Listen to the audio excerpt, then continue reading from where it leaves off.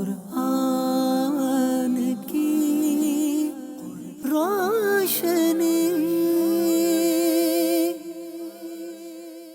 الحمدللہ رب العالمین والصلاة والسلام علی سید المرسلین، اما بعد فاعوذ باللہ من الشیطان الرجیم، بسم اللہ الرحمن الرحیم۔ الصلاة والسلام علیکہ یا رسول اللہ وعلی آلک واصحابک یا حبیب اللہ۔ الصلاة والسلام علیکہ یا نبی اللہ وعلی آلک واصحابک یا نور اللہ۔ مدری چینل کے ناظرین، پروگرام شان نزول میں آپ کو خوش آمدید کہتے ہیں۔ اللہ رب العالمین ہم سب کو قرآن مجید فرقان حمید کی تعلیمات سیکھ کر ان پر عمل کی توفیق عطا فرمائے، نور قرآن سے ہمارے سینوں کو روشن اور منور فرمائے۔ ابتداءً درود پاک کی فضیلت ہمارے پیارے رسول صلی اللہ علیہ وآلہ وسلم ایک مرتبہ تشریف فرما تھے تو کسی نے آ کر نماز پڑھی اور نماز کے بعد فوراً دعا مانگی۔ آپ صلی اللہ علیہ وآلہ وسلم نے فرمایا کہ اے نماز پڑھنے والے، تو نے بڑی جلدی سے کام لیا۔ اور پھر جب اس نے پوچھا مجھے کیا کرنا چاہیے، تو رسول اللہ صلی اللہ علیہ وآلہ وسلم نے ارشاد فرمایا کہ جب نماز پڑھ لو تو اطمینان سے بیٹھو، پھر اللہ کا ذکر کرو اور مجھ پر درود پڑھو، اور اللہ کا ذکر کرو اور مجھ پر درود پڑھو۔ پھر ایسا ہی ایک شخص نے کیا اور نماز پڑھ کے فوراً اللہ کا ذکر کیا اور رسول اللہ صلی اللہ علیہ وسلم کی بارگاہ میں درود کا نذرانہ پیش کیا، تو آپ صلی اللہ علیہ وآلہ وسلم نے فرمایا کہ اب تم دعا مانگو، قبول کی جائے گی، تمہاری وہ دعا قبول کی جائے گی۔ تو سبحان اللہ، ذکر الہی اور درود پاک، ان کی برکات سے اللہ ہماری دعاؤں کو، حاجتوں کو بھی پوری فرماتا ہے۔ ہمیں کثرت سے ذکر و درود بجا لانے کا اپنا معمول بنانا چاہیے۔ صلو علی الحبیب صلی اللہ تعالی علی محمد صلی اللہ علیہ وآلہ وسلم، صلاۃ و سلام علیکہ یا رسول اللہ۔ ناظرین، اس پروگرام میں ہم بطور خاص کوئی آیت مبارکہ اور اس کا کچھ پس منظر، کیونکہ قرآن مجید فرقان حمید کی کئی ایسی آیات مبارکہ ہیں کہ جن کے باقاعدہ شان نزول، سبب نزول بیان ہوئے اور ان کو بیان کیا گیا، جو کہ اس آیت کے نزول کا سبب اور کوئی ایسا واقعہ یا کوئی ایسا سوال کہ جس کے جواب میں وہ آیت مبارکہ نازل ہوئی۔ تو کبھی ایسا ہوتا تھا کہ کفار مسلمانوں پر طرح طرح کے وہ سوالات قائم کرتے تھے، اسی طرح اہل کتاب کا بھی یہ انداز تھا، اور یہود وغیرہ بھی طرح طرح سے وہ سوالات قائم کرتے تھے، جو کہ اعتراضات جسے کہا جائے، اعتراض کرتے تھے۔ تو اللہ رب العالمین نے ان کے جواب میں قرآن پاک میں ایک آیت مبارکہ، ویسے تو کئی ایسی آیات ہیں جہاں انہیں جواب دیے گئے، لیکن آج کا ہمارا جو موضوع اور جس پر آج گفتگو کریں گے،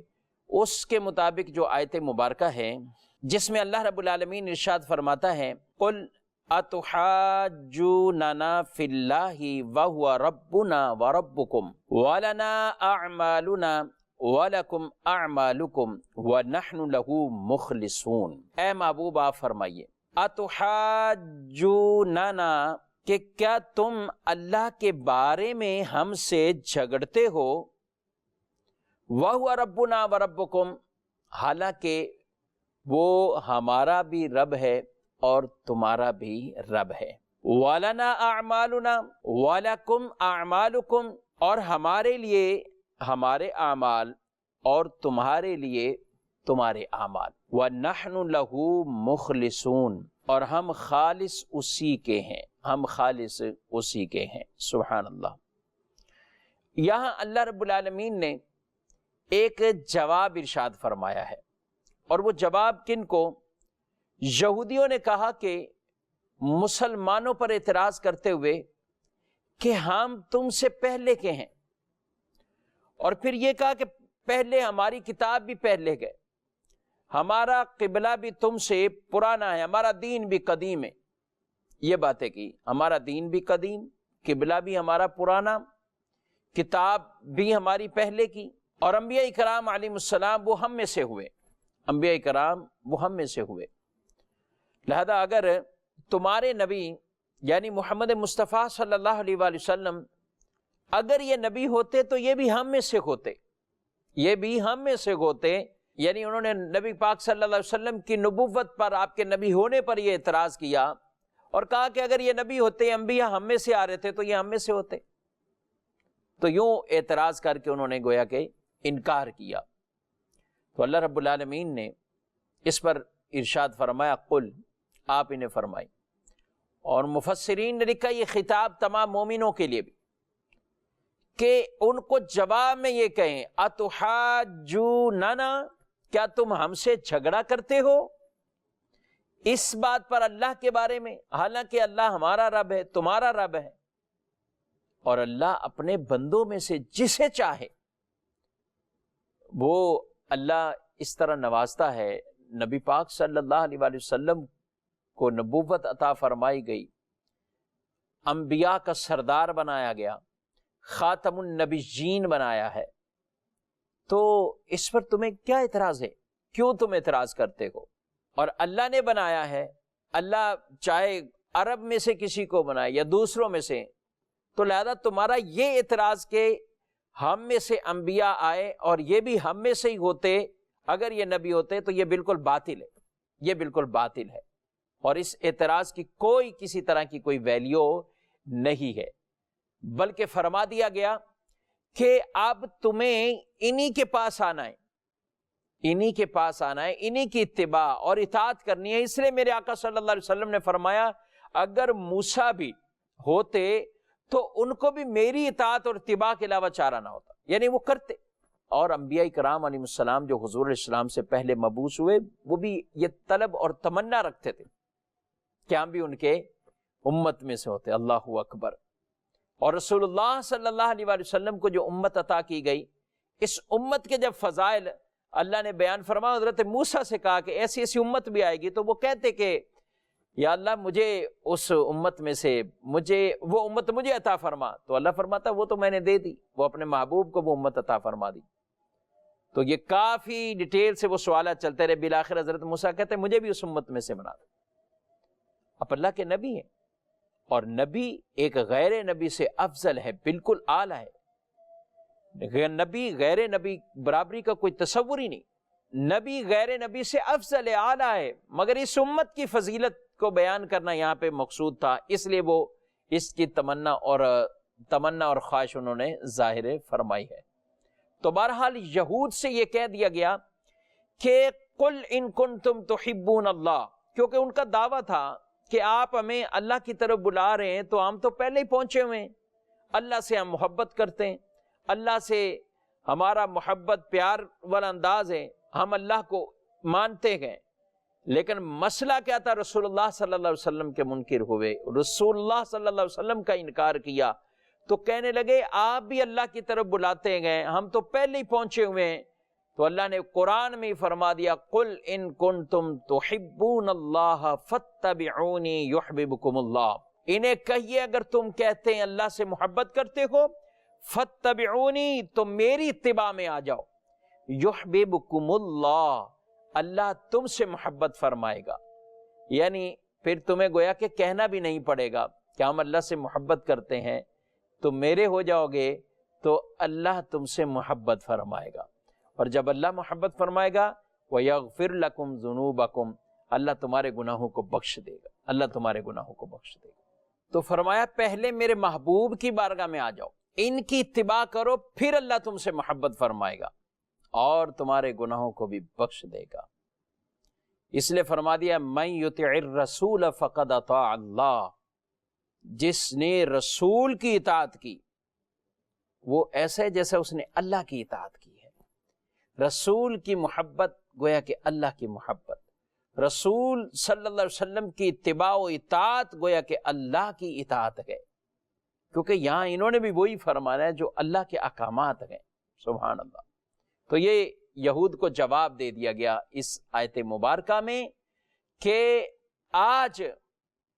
اب تمہیں اور کوئی چارہ نہیں ہے سوائے یہ کہ رسول اللہ صلی اللہ علیہ وآلہ وسلم کے امتی بننے کے۔ تفسیر میں بیان کیا گیا کہ یہ جو آیت مبارکہ ہے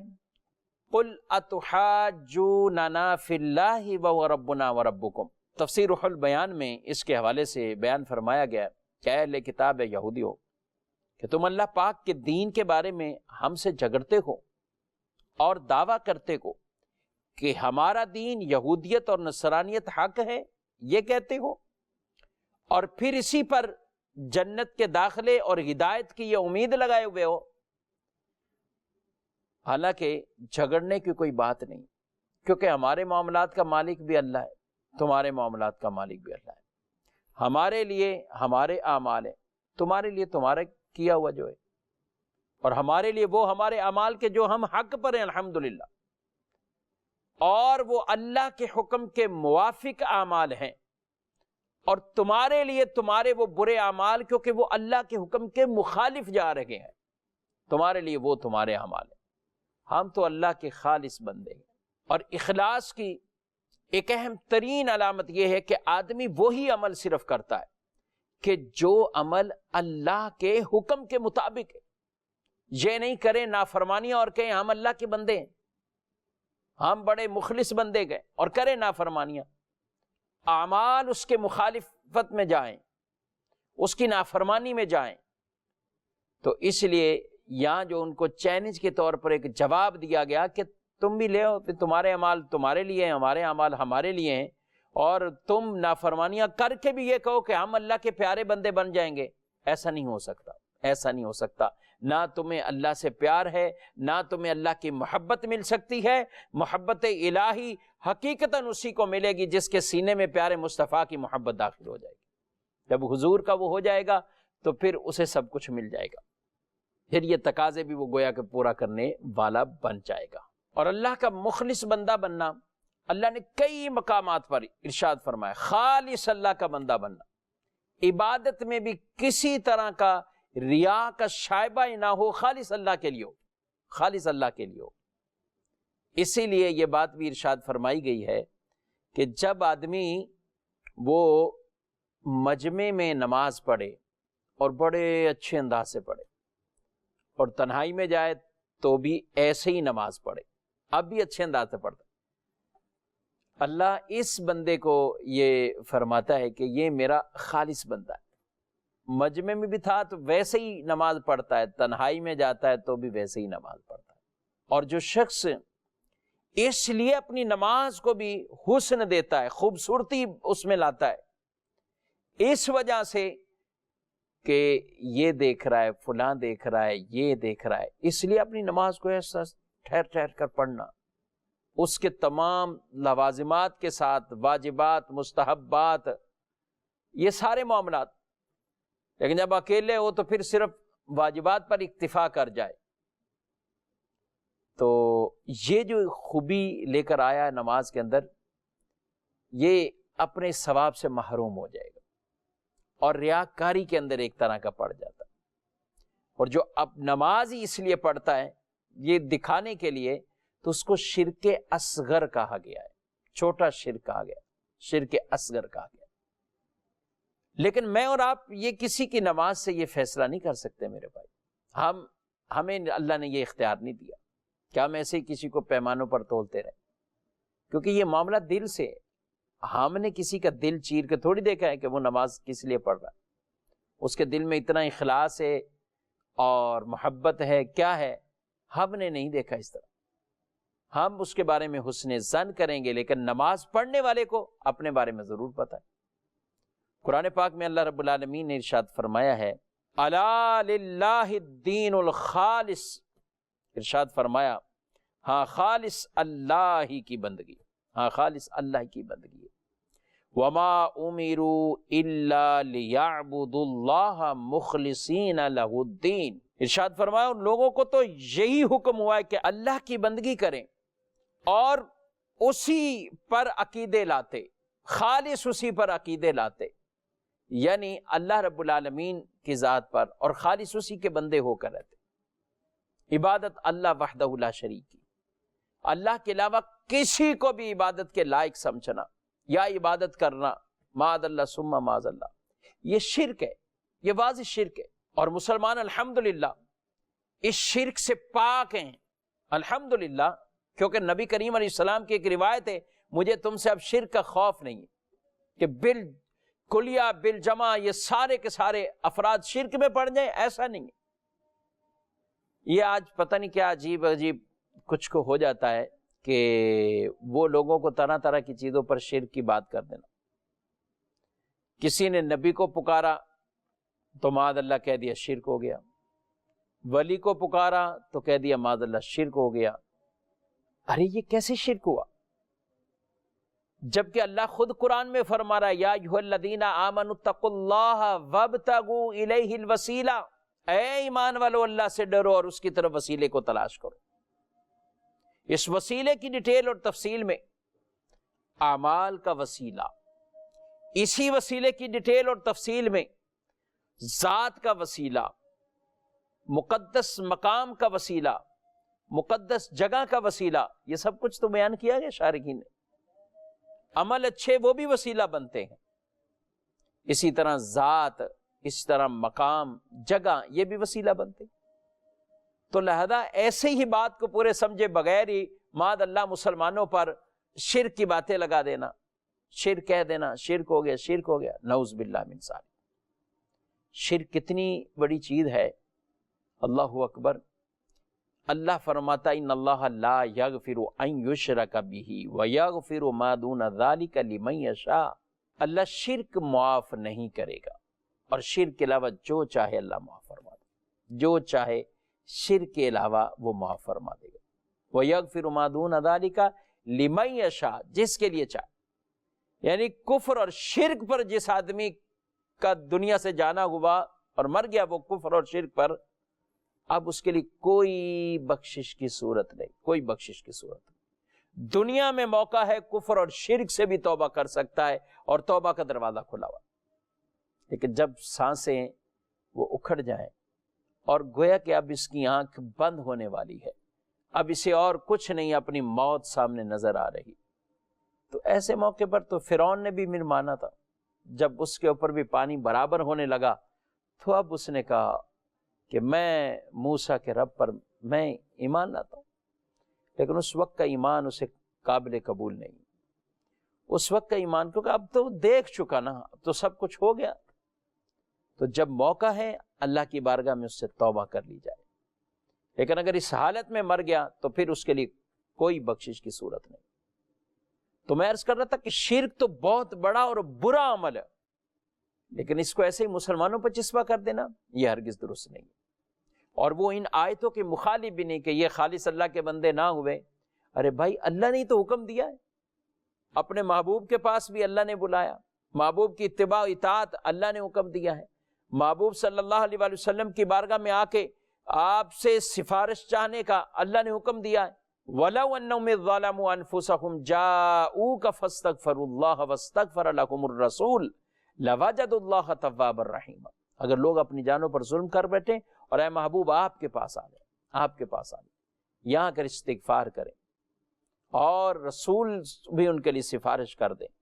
تو اللہ کو ضرور توبہ قبول کرنے والا اور رحم کرنے والا پائیں گے، اللہ کو ضرور توبہ قبول کرنے والا اور رحم کرنے والا پائیں گے۔ سبحان اللہ۔ تو ان کے در پہ آنا یہ تو خود اللہ نے اس کا حکم ارشاد فرمایا، اس لیے تو اعلیٰ حضرت امام اہل سنت نے فرمایا ہے مجرم بلائے آئے ہیں جاؤ کا ہے گواہ، مجرم بلائے آئے ہیں جاؤ کا ہے گواہ، اور پھر رد ہو کب یہ شان کریموں کے در کی ہے، یعنی پھر رد دعا نہیں ہوتی، التجا رد نہیں ہوتی، بلکہ اللہ ان کے صدقے عطا فرما دیتا ہے۔ تو معلوم یہ ہوا کہ انبیاء اکرام علیہ السلام، ان کے قرب حاصل کرنا، ان کے پاس جانا، ان کے مزارات پر حاضری دینا، یہ کوئی ایسا عمل نہیں ہے کہ جسے معاذ اللہ ثم معاذ اللہ کوئی شرک سے تعبیر کر دے، اس مانگنے کو شرک وہ قرار دے دے۔ حالانکہ حضرات صحابہ کرام علیہ مردوان یہ قرآن براہ راست رسول اللہ صلی اللہ علیہ وسلم سے سمجھنے والے، اور آپ کی بارگاہ میں صحابہ اپنی حاجتوں کو لے کے آتے تھے۔ بارش اللہ نے برسانی ہے، ہر کوئی جانتا ہے بارش برسانے والا اللہ ہے، کب برسے گی یہ بھی اللہ جانتا ہے، لیکن صحابہ یہ بھی جب پریشانی لائق ہوتی تو بھی حضور اسلام کی بارگاہ میں آتے، آقا یا رسول اللہ صلی اللہ علیہ وسلم آپ اللہ سے دعا کیجیے، آپ اللہ سے۔ آپ صلی اللہ علیہ وسلم خطبہ ارشاد فرما رہے ہیں تو وہ شخص کھڑے ہو کر حضور سے کہتے یا رسول اللہ آپ اللہ سے کہیے، آپ اللہ سے کہیے۔ تو آقا علیہ السلام نے دعا فرما دی، رب نے قبول فرمائی ہے، بارش بھی برسی، اور 8 دن تک، اگلے جمعہ تک خود یہ پوری مسلسل بارش برستی رہی۔ روایت میں آتا ہے وہی یا دوسرا پھر کھڑا ہوا، آقا یا رسول اللہ صلی اللہ علیہ وآلہ وسلم پہلے پانی نہ ہونے کی وجہ سے ہم گویا کہ مر رہے تھے، اب پانی کی کثرت کی وجہ سے ہماری زندگیاں اجیرن بن گئی ہیں، آپ دعا کیجیے، آپ دعا کیجیے۔ تو حضور نے پھر دعا فرمائی کہ اے اللہ ہم پر نہیں، ارد گرد برسا۔ تو مدینے میں بارش موقوف ہوئی لیکن ارد گرد بارش برس رہی ہے، سبحان اللہ۔ تو ناظرین بات یہ ہے کہ رسول اللہ صلی اللہ علیہ وسلم کی بارگاہ میں التجائیں کرنا، فریاد کرنا، یہ اس کو قطعاً یہ تعبیر نہیں کہا جا سکتا کہ یہ معاذ اللہ اللہ کو چھوڑ کر اس طرف جو ہے وہ چلے گا، نہیں، بلکہ یہ بھی اللہ کی طرف ہی آنا ہے، کیونکہ جو